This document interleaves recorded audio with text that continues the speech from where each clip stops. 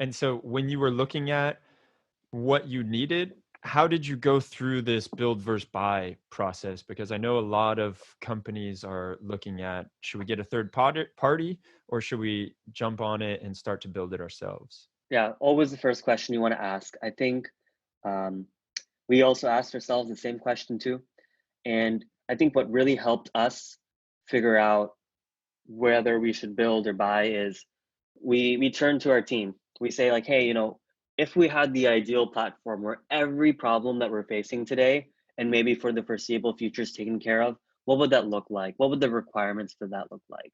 And so we had, I remember, something like a multi-day brainstorming session where we're all just sitting down and writing like, okay, in the ideal world, um, I break this down into we broke it down into three groups or three pillars, and actually realized that these three pillars aligns really closely with what Phil had talked about last week on this meetup as well, which is we talked about the data side, then we talked about the services and the serving side, and then last we talked about the management side.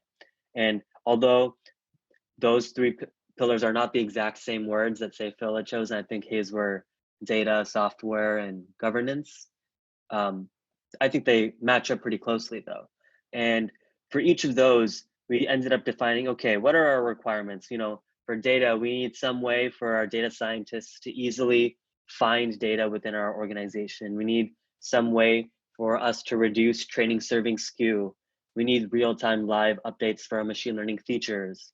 Then on the serving side, we needed ways to have feedback pipelines be built out either real time or in a slower batch moving way. We needed to record every single prediction that took place or inference across all of our models, as well as be able to handle that within our A/B testing and experimental platform. And then on the management side, being able to manage all versions of new models that are coming out, all model projects, and then all sorts of data that's coming through this. And so as we started writing everything down, we said, okay, there is not one platform that can do all of this for us. And then it becomes a question of we matching things.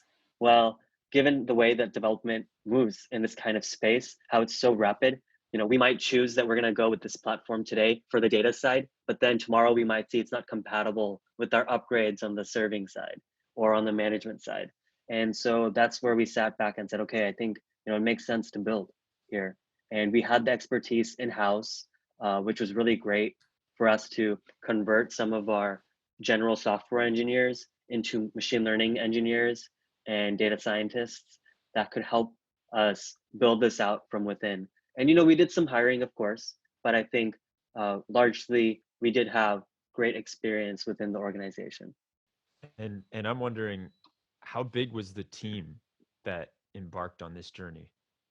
That's a great question. I think so. We had like 4 or 5 data scientists and 5 to 6 machine learning engineers. And just to be really specific, the difference between these two groups of people are data scientists and our team are primarily responsible for developing machine learning models, whereas machine learning engineers are primarily responsible for developing machine learning services. So all the deployment side of things.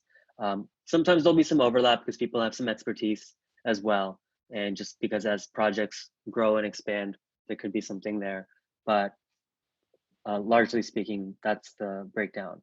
And actually, since then, we haven't grown too much. I want to say we've probably added one or two more data scientists or 1 or 2 more machine learning engineers, but our output capacity has definitely grown to the point where, we had a handful of ML use cases back in 2018, and that's exploded to the point where we're, nearing the 30s and 40s, where Wow. it would take us on the order of, say, 6 to 8 months to have one use case from inception or like ideation to out there in production. But now it's on the order of like, say, a month where we can get something out there and get the ball rolling, which is really great.